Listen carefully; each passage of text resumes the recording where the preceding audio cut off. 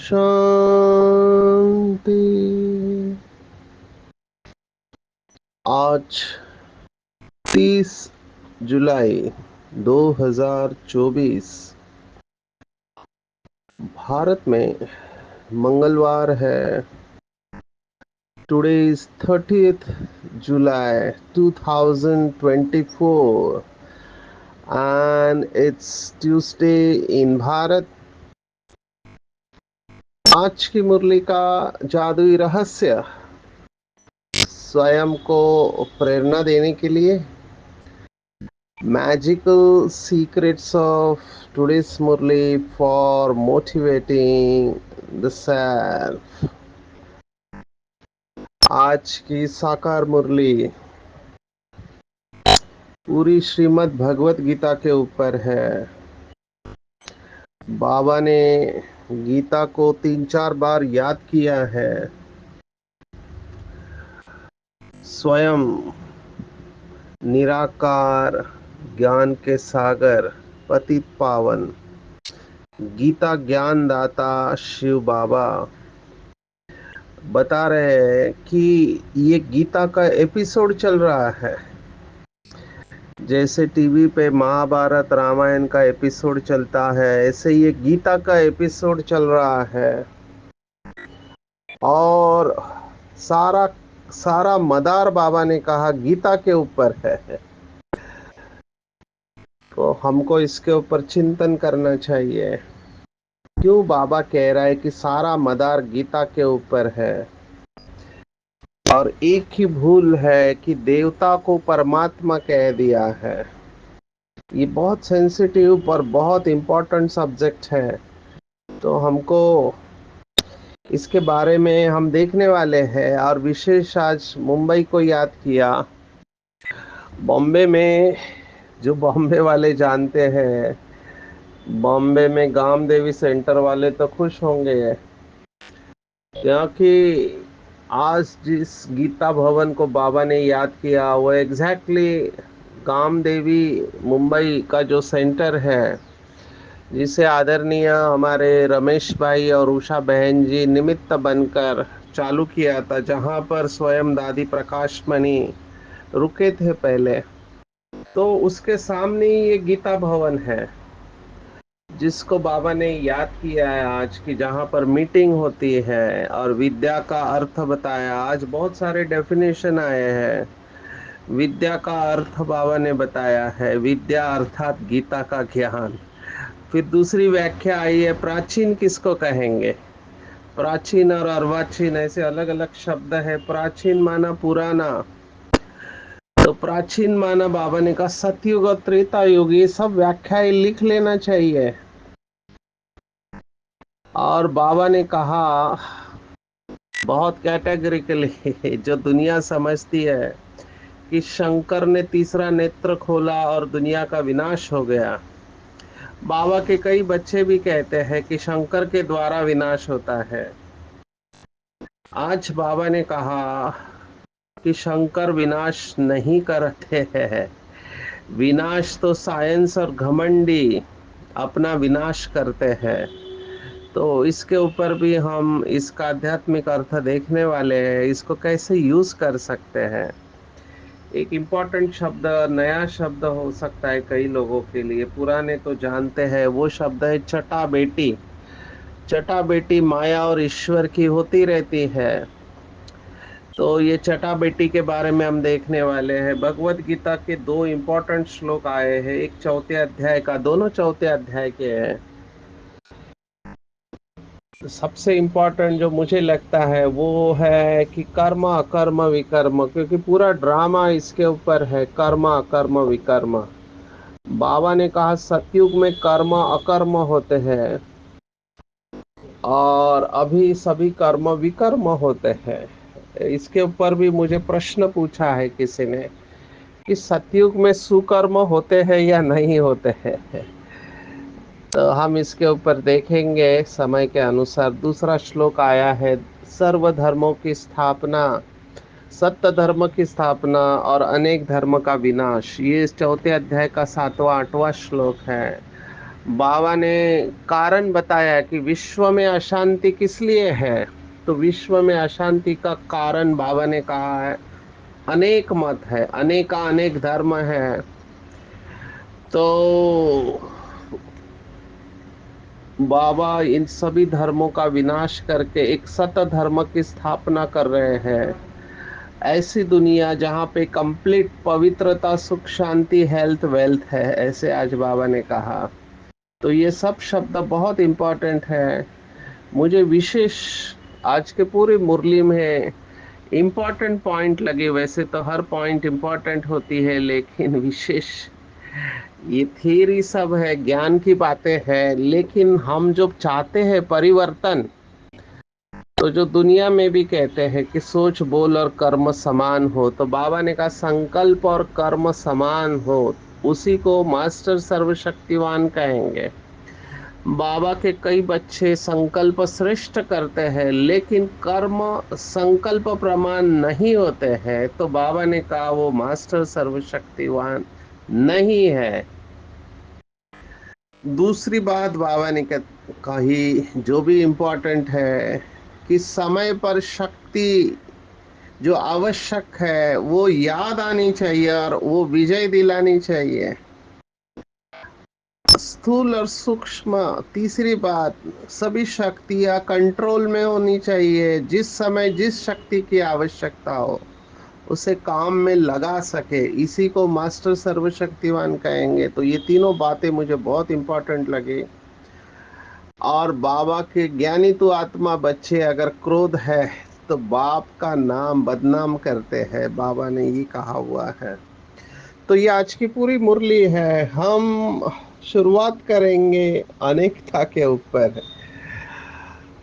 आप देखो इस समय डे बाय डे हम देख रहे हैं कि एक बीमारी बढ़ती जा रही है, वो है ओवर थिंकिंग शब्द इस्तेमाल करते, ज्यादा सोचना।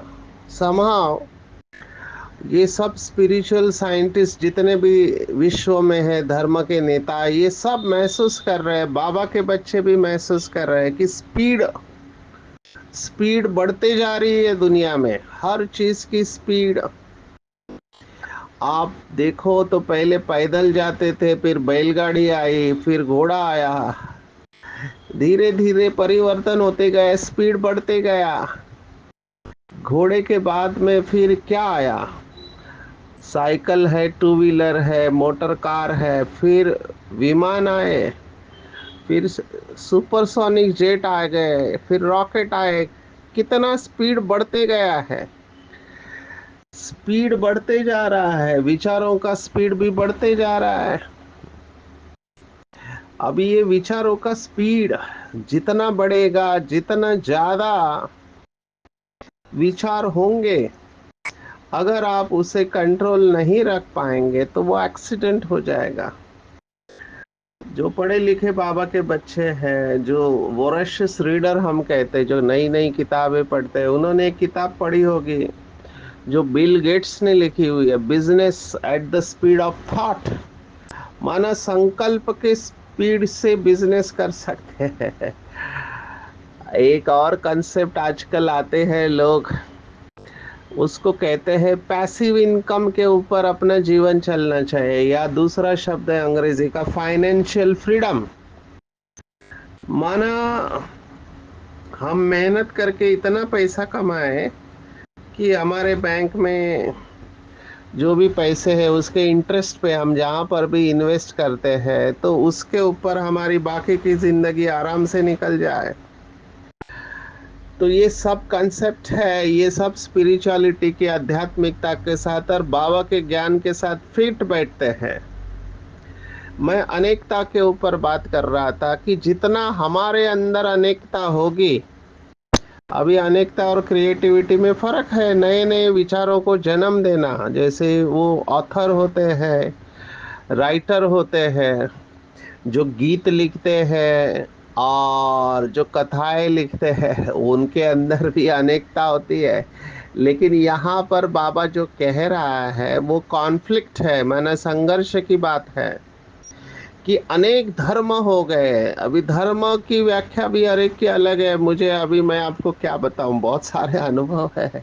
मुझे कुछ दिन पहले फोन आया, अभी मधुबन में कॉन्फ्रेंस हो रही है आयुष की। आयुष माना A for Ayurveda, Y for yoga, U for Unani, S for Siddha और एच फॉर होम्योपैथी। ये शाखा माननीय पंत प्रधान श्री नरेंद्र मोदी जी ने चालू किया। तो आयुष के डॉक्टर्स की कॉन्फ्रेंस मधुबन में है, क्योंकि हमेशा कॉन्फ्रेंस जो मेडिकल विंग रखता है वो एलोपैथी डॉक्टर की रखता है, और वो भी एमडी और एमएस, तो बाकी लोगों को चांस नहीं मिलता है। तो बहुत सारे डॉक्टर हैं जिनकी बहुत अच्छी प्रैक्टिस है आयुर्वेदा की, होम्योपैथी की और इंटीग्रेटेड जो भी पैथी है, नेचुरोपैथी इस समय वंडर कर रहे हैं, बिना दवाई के लोगों को ठीक कर रहे हैं। योगा, ये तो ये सब की जरूरत है। तो मुझे फोन आया एक ऐसे ही आयुष डॉक्टर का, और वो आत्मा मुझे पूछ रही है कि आपके यहाँ धर्म की बातें तो नहीं होगी कॉन्फ्रेंस में।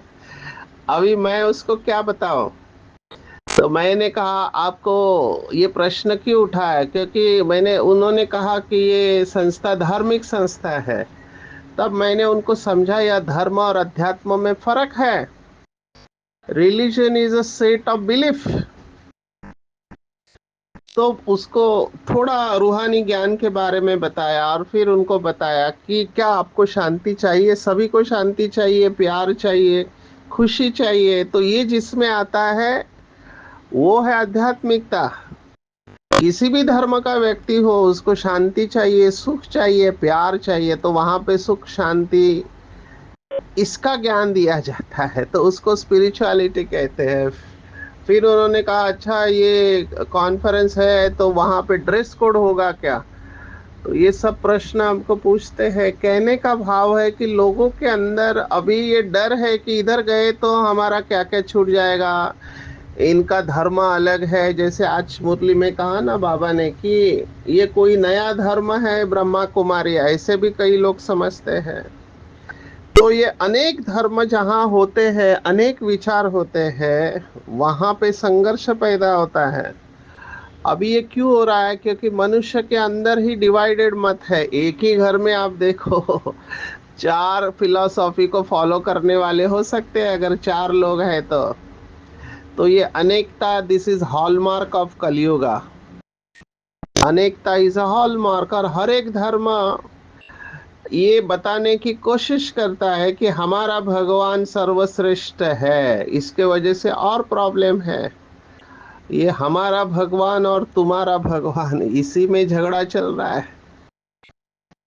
हमारा और तुम्हारा भगवान नहीं है, मेरा और तुम्हारा नहीं है, हम सबका एक ही परम पिता परमात्मा है। इसलिए बाबा जो शब्द कहता है परम पिता परमात्मा, ये शब्द बहुत इंपॉर्टेंट है।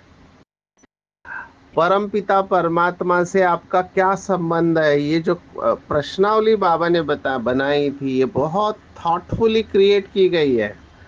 और हमको ये सब पता है कि सभी धर्मों का ड्रामा में रोल है। मुख्य चार बड़े धर्म हैं, जिसको अभी हिंदू धर्म कहते हैं, वो है आदि सनातन देवी देवता धर्म। और बाकी दूसरा जो आता है धर्म, हम सब जानते हैं, वो है इस्लाम। और उसके बाद फिर आते हैं बाकी के धर्म, क्रिश्चियनिटी है और बुद्धिस्ट धर्म है। तो ये चार मुख्य बड़े धर्म है। बाकी भी धर्म है, हमको जैन वाले भी पूछते हैं, जब वो कल्प वृक्ष का चित्र देखते हैं, कहते हैं आपने हमारे जैन धर्म को नहीं दिखाया है इसमें। तो वो भी तो बड़ा धर्म है, क्योंकि महावीर आकर भी द्वापर के युग, ये कंटेम्प्ररी महावीर और गौतम बुद्ध, तो वो कहते हैं हमारा धर्म भी बहुत बड़ा पुराना है, उसको आपने कल्प वृक्ष में दिखाया नहीं है। तो हमारे कुछ भाई बहने कहते हैं वो टहनी के उस तरफ है इसलिए दिखाई नहीं दे रहा है। लेकिन ऐसे हर एक धर्म वाले समझते हैं कि हमारा धर्म बड़ा धर्म है, सिख धर्म वाले हैं। तो जहां पर ये अनेक धर्म है तो वहां पर डिफरेंस ऑफ ओपिनियन, अभी देखो जो भी युद्ध चल रहा है यहूदी और इस्लाम के बीच में है, तो यहूदी वालों की अभी कितनी संख्या रह गई है, बहुत थोड़े हैं वो भी इसराइल में। फिर पारसी धर्म है, देखो पारसियों की संख्या भी कितनी कम रह गई है।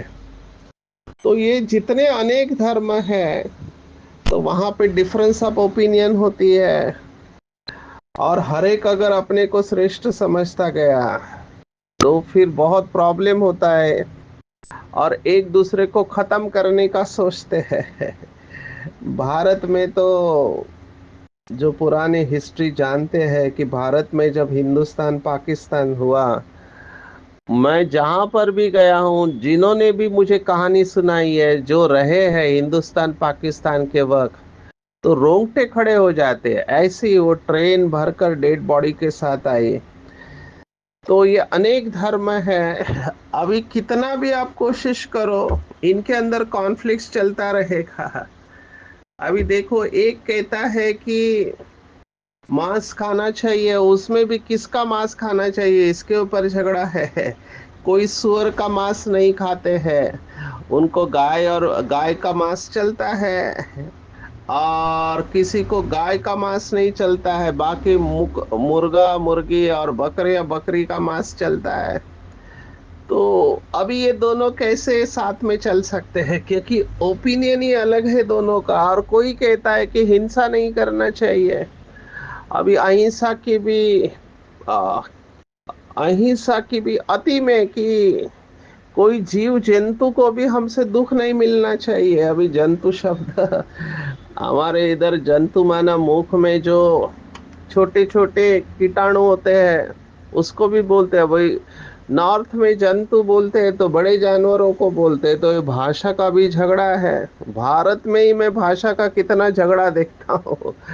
अभी मैं बेलगांव में गया था, तो बेलगांव में कुछ लोग हैं वो मराठी प्रिफर करते हैं, कुछ लोग कन्नड़ प्रिफर करते हैं।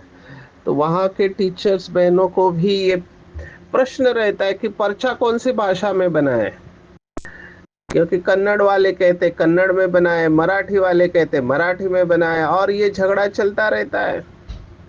भाषा के ऊपर झगड़ा है, धर्म के ऊपर झगड़ा है, जमीन के ऊपर झगड़ा है, किसके ऊपर झगड़ा नहीं है।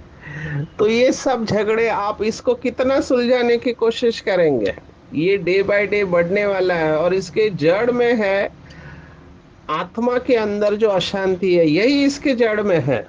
आप देखो कई लोग इन सभी धर्मों को एक साथ जोड़ने की कोशिश कर रहे हैं। वो कहते हैं कि हम लोग अलग अलग मान्यता होते हुए भी हमारे सबके अंदर कॉमन बॉटम लाइन क्या है, तो इसके ऊपर कॉन्फ्रेंस करते हैं। मैं ऐसे कॉन्फ्रेंस में गया था, उस कॉन्फ्रेंस का नाम था रेवरेंस फॉर लाइफ। माना इस पृथ्वी के ऊपर जो भी जीवन है, फिर वो मनुष्य का जीवन है, जानवरों का जीवन है, पशु पंछियों का जीवन है, सबके प्रति हमारे दिल में रिगार्ड और सम्मान होना चाहिए। कितनी कॉन्फ्रेंस होती है विश्व में शांति के लिए, और उसके लिए प्राइस भी देते हैं, पीस मेडल देते हैं, नोबेल प्राइज देते हैं, नोबेल प्राइज की इन्होंने शांति के लिए, विश्व में शांति के लिए ये प्रयास किया।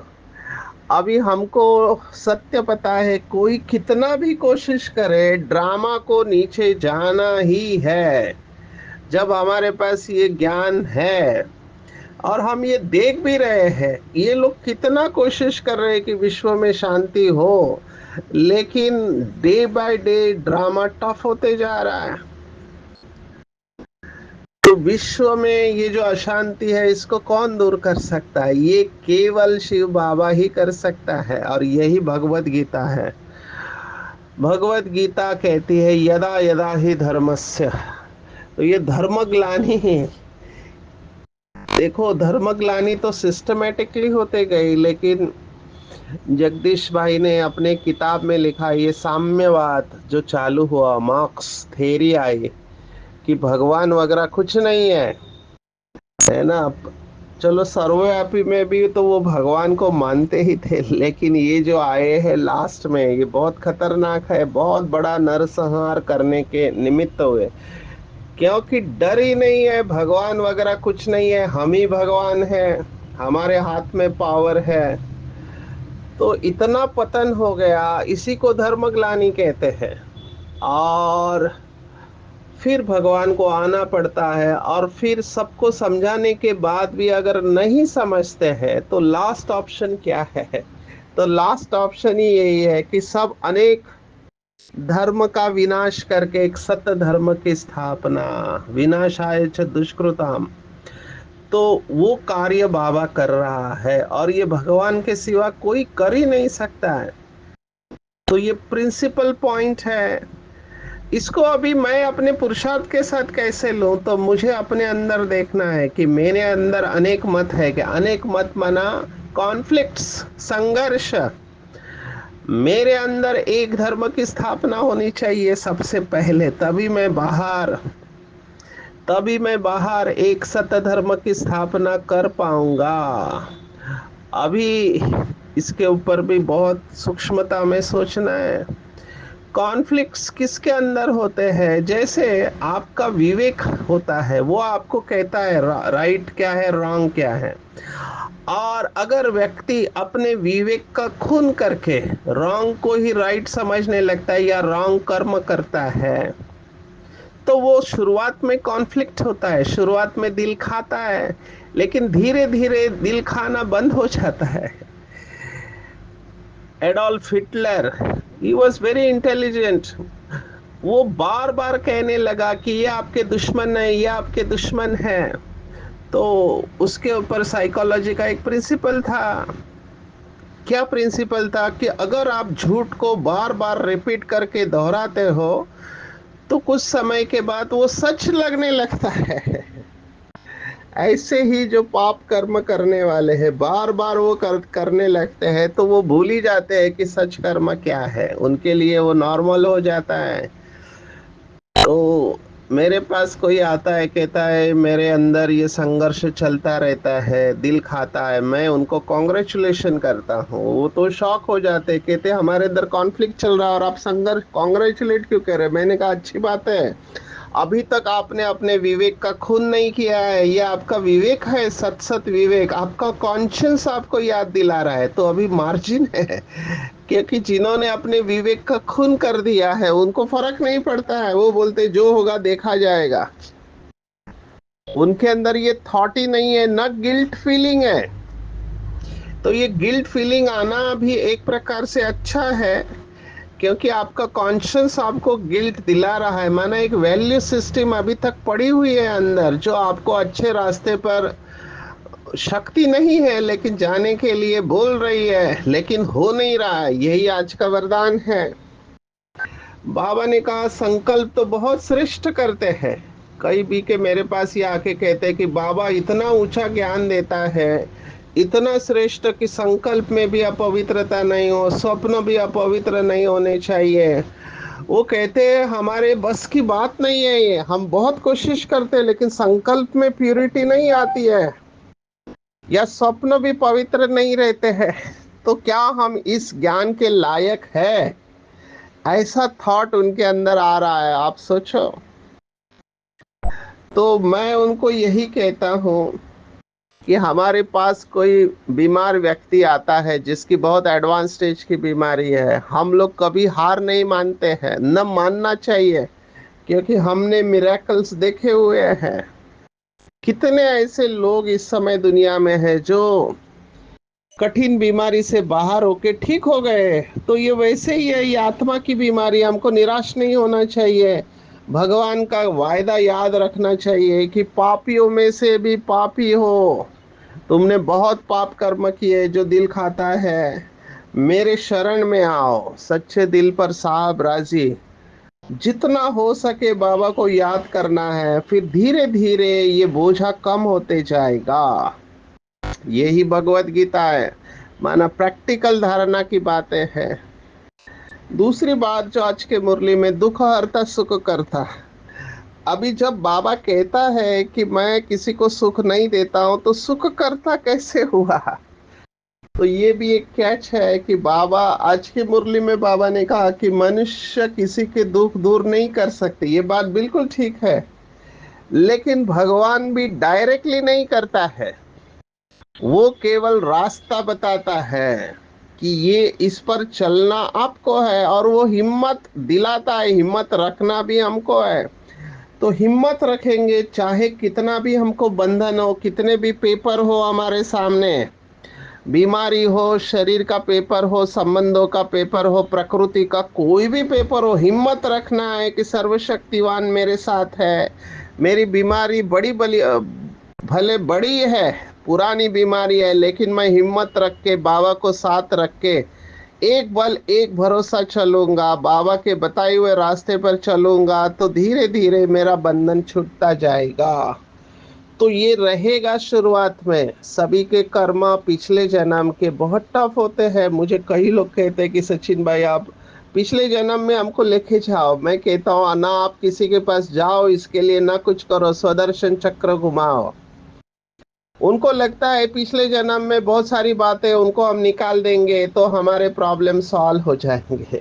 ये जो पिछले जन्म में लेके जाने वाले लोग हैं, रिग्रेशन का, ये भी बाबा के पास आते हैं। तो हम क्यों जाए इनके पास? सबसे बड़ा तो शिव बाबा है।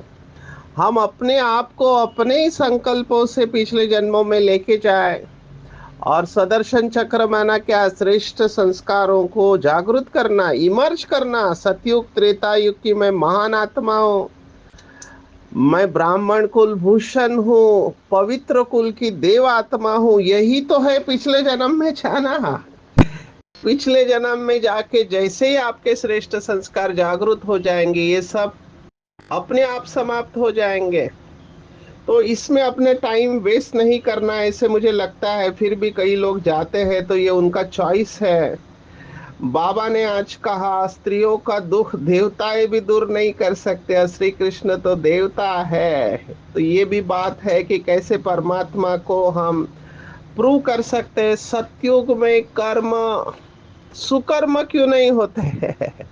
क्योंकि लक्ष्मी नारायण खाना खाते पीते चलते घूमते कर्म तो कर रहे हैं, लेकिन उसका अकाउंट नहीं बन रहा है।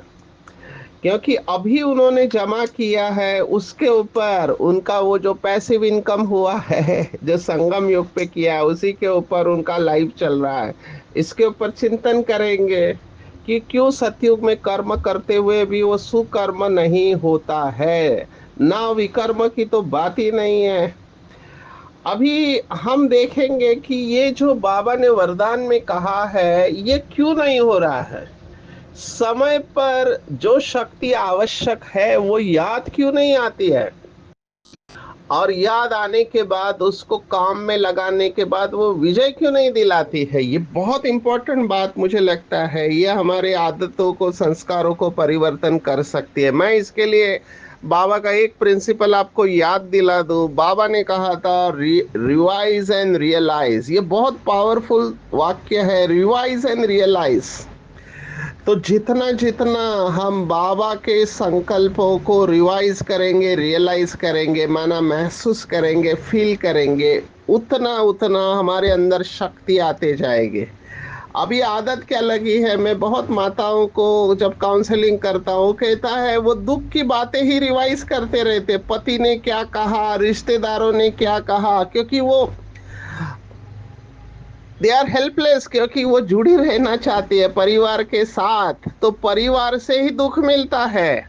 जो भी रिश्ते हैं बार बार उसको याद करके दुखी होते हैं। मैंने कहा आप दुनिया वाले लोगों की बातों को याद करके दुखी होते हैं, वो आपने करके देख लिया। अभी भगवान शिव बाबा के महावाक्यों को याद करके सुख का अनुभव करो, सिमर सिमर सुख पाओ।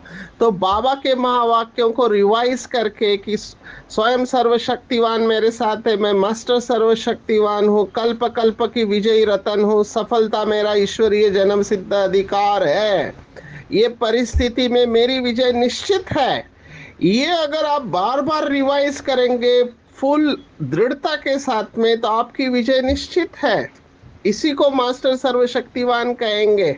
और अगर आपका ये एफर्मेशन स्वमान का अच्छा है तो क्रोध का प्रश्न ही नहीं आता, और बाप की ग्लानि का भी प्रश्न नहीं आता है।